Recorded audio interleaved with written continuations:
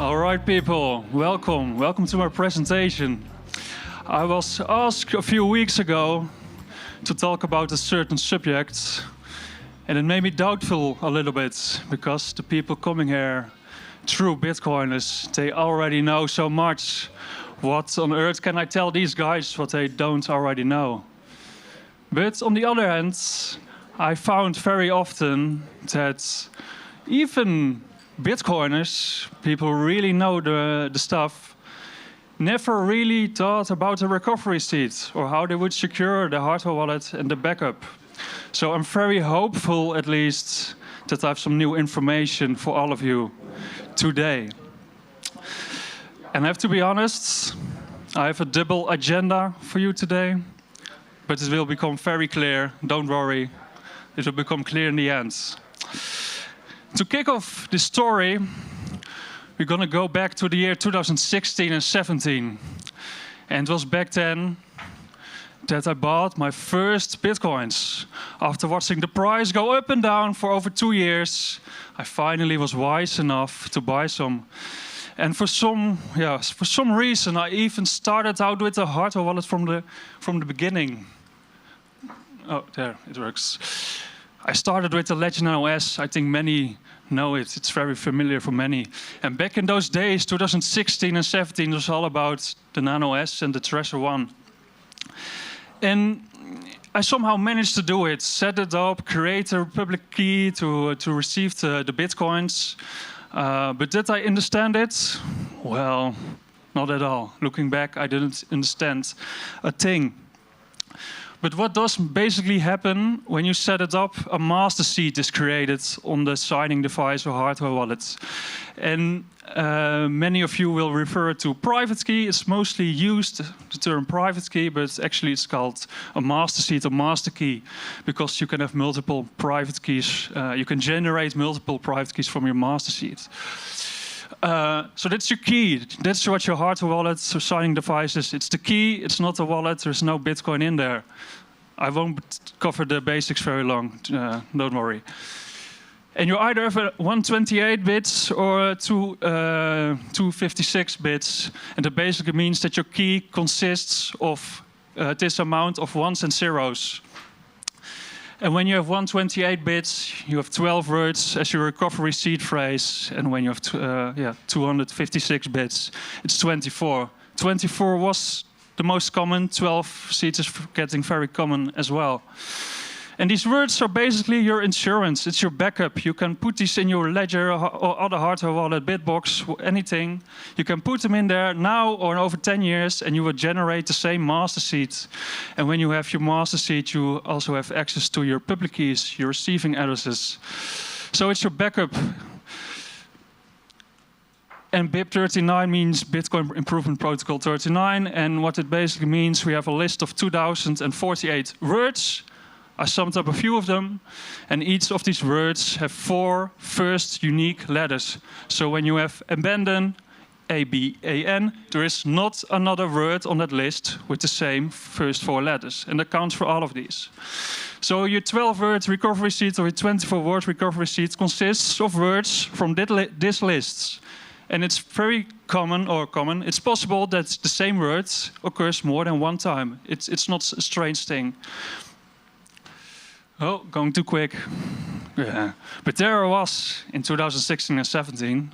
I finally had this Bitcoin on my ledger, I was thinking. And it was a pifty moment because, I was getting a little bit enthusiastic about Bitcoin. I managed to get it done. But it didn't take all too long because after some time I was sitting in my student room, sitting at my desk, and I was looking at this. Not really these words, but what the hell was this supposed to be? So, I could take a picture, no problem. Well, maybe. I don't know. But with these words, and then they say, oh, store very securely. Store very securely? This is a piece of paper. how this doesn't feel safe to me. And then my young entrepreneurial mindset started growing. And I went looking on the internet, how can I protect these words? And back in the day, I couldn't really find the consumer products. All I found was Bitcoin nerds on forums talking how they bought clean metal plates and bought an engraving machine, and they engraved the words into metal. It's a solution. It's not the solution, not a mass adoption solution. So I was thinking, okay, I need to protect these words. How am I going to protect these paper words? And I made a mistake, but it was a fun experience. My idea was, I need to protect the paper. I need to create a product that has the capabilities of a fire safe, but isn't as costly, isn't as big, and doesn't have the weight. Well, it didn't succeed.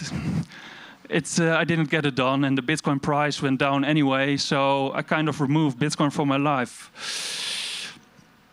But it didn't take all too long, or it took some years, when I, in 2021, started working for true crypto web shops and selling hardware wallets and seed backup products again.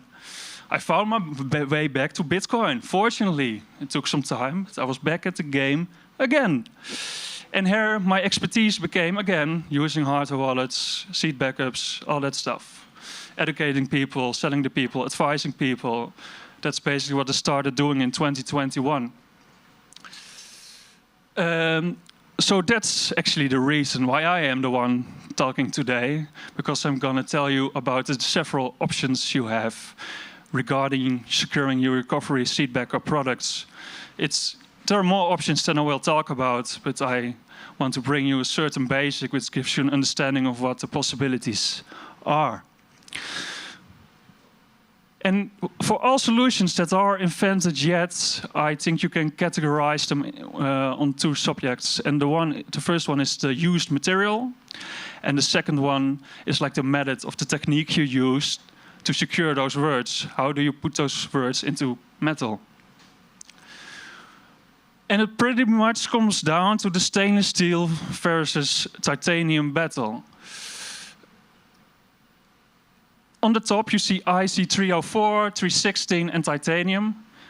The first two are stainless steel swords. There are many more stainless steel swords, but these are the most common. Titanium is also more often presented as a premium kind of metal. But basically, if you're looking for a product, it's one of these three.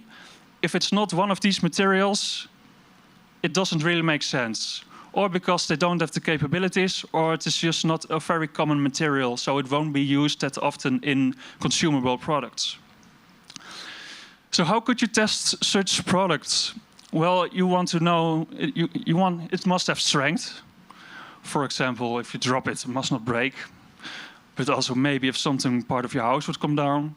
Well, it's very, you don't want it to happen, but it's basically like an insurance. You don't want to use the insurance, but when you have to, or you want to use the insurance, you're happy you can. And that's the same for a recovery seed backup products. But you want it to have strength, and both stainless steel products are pretty strong, but titanium is even stronger. It's around 50% stronger than stainless steel. But it's like an overkill. It's overperformed. Stainless steel is also like almost indestructible on our Earth. And also people like to look at acids, exposure to acids. Will it survive exposure to acids? Well, if you're not having a drug laboratory in your basement, I should not worry too much about exposure to acids. But if you want, it's a personal choice. But if you think it's important, definitely don't go for the 304. But titanium and IC316 are perfect choices. And the fire, with fire, I of course actually mean heat. What kind of heat can it resist? And titanium is the winner here. It can deal for around 1700 degrees. That's Celsius, by the way. And the stainless steel options can deal with around 1400 degrees. Is it good enough? It is. A house fire actually never gets above 1000. So if stainless steel melts with 1400, you still have a room of 400 degrees. So it's good enough, but titanium is better. So, without looking at the cost, what would you choose? What material? Titanium. Anyone goes for stainless steel? No? There is an empty row left, right? Because what would another threat possibly be? Again, it's not a high chance it will occur, but you want to cover those low chances. Well, if you combine two of these three, you get a combination which is interesting as well. Is it acids and strength? No. Is it acids and fire? No. Is it strength and fire? Yes. Because you know, material capabilities change when the temperature changes. You can see it with water. We don't have to be a scientist to know. It's frozen below 0 degrees. It's very hard, but it changes when it gets more liquid. And of course, this is not a liquid material, but it can become liquid. But the capabilities changes. So all those materials are pretty strong. But if you heat them up to like 1,000 degrees, for example, they start to glow. That's what a smith does. It heats up metal, it gets it out, it punches it, so it becomes more shapeable. That counts for all materials, for all metal materials. But titanium becomes weak pretty quick. I don't want to exaggerate, but if titanium becomes like 1,000, 1,100 degrees, it's almost as strong as gum. Gum you chew in your mouth. If you shouldn't touch it with your hands, but if you could, you would be even able to form it in your hands. It becomes, quite soft. And stainless steel, although 1,000 degrees is way more close relatively to the melting point of the material, it keeps its strength way better. It's just something to think about. If a building is on fire, where you store your seeds, if it's for a long time 1,000 degrees or higher, the collapse of the building becomes a threat as well. So that's really the way I'm thinking here, why it's relevant. But it's something you need to decide for yourself if it's something you want to cover. What else do we have? The technique. Technique is how do you put those words into metal. And it's all right. I messed up the animations, no problem. Here we have the crypto steel cassette. I will just show you some examples with each technique, so you have an idea of what's possible, what the options are, and also what it costs. And just to give you a general idea, there are more options available. With the ladder tails, what I basically mean is you will get some sort of products and some ladder tails, small metal plate, small metal pieces with ladders on them, and you slide them in. This is the crypto steel cassette. It's the first one that ever came to market. But they open source the product, the product and the design, so you have more than one copy who made exactly the same product or almost the same. They could do that because it was open sourced. So now we have several products who are basically the same idea. So here you use the ladder tails to slide them in from the sides. You don't need force to create it. That's the pro. The con would be, well, now you have a seat that consists of around 100 separate pieces. If they would get loose in some other way, well, it might cause you the risk of your seat. Then we also have the crypto steel cassettes. Here you have the same ladder tails, but you stack them up. What I dislike is the same thing again. What I do like about this one is the stealth option. When you screw it in together, you really have like a cylinder. Nobody can see what it is from the outside. And you can put it in your pocket. Easy to carry around. The hammer time. Cryptotech Tor, that's like Cryptotech, I would say, is one of the biggest brands. They really made a premium product called the Tor. You can make 2 seats out of it. It's titanium. And they made a beautiful kit. And you have like some ladder stamps, which you can put on the metal in the frame. And you hammer it down and you punch the ladders into the metal. You also have cheaper options. I wouldn't really advise buying simply because they're just hard to use. So you pay what you get. That's basically my advice there. And you have more options than these, but just an idea. The other option is engraving. So here we have like a small plate and you have like a pen, you can scratch it. Well, if you dislike weird noises, I don't advise you to use these. But we also have an electric option with an electric engraving pen. You can write down the entire words that you need. That's a cool thing. What I dislike a bit is that it requires some training. It's a bit. You need some training to do it properly. So you need to do some test words, etc. Then we have the punching option, where you have your Treasure Keep Metal. It's one of the newest products, started in October last year. What this basically means is that you punch down per word 4 letters. And what's very beautiful, it's also a stealth version, so you can screw the cylinder back together. And then again, Cryptotech, they have a beautiful titanium product here. What I do like is just the general feel and look of the product. What I dislike is that you're punching down numbers instead of words. So when you have words, that's number 713 on the word list of BIP 39, then you're punching down the number and not the letter directly. So you would need a translation book if you want to read your recovery sheet. What's the best? I hear a lot of some. What's this? Oh, those are the second best. Or there is no second best. I don't know. You can decide for yourself, of course. But it's a question was what I was thinking as well, because I was working, still am, for Cryptomania Beats the Direct Shop to crypto web shops. And what I noticed is that when I sell 100 hardware wallets, I maybe sell 10 or 15 seed backups. So that's like a 10%, 15% ratio. Well, in theory, you could say every hardware wallet needs a seed backup. Why are these people not buying a seed backup? Well, various reasons, I think, but something I was interested in. And then I came up with the idea, I'm gonna create a comparison video. So to explain the products and people can decide for themselves what they want and why they want it. But then I found, what's a comparison video worth if you're not giving a conclusion or an advice? People want you. Basically, most people just want them to tell you this is the best. You should pick this one. Okay, so what do I think is the best?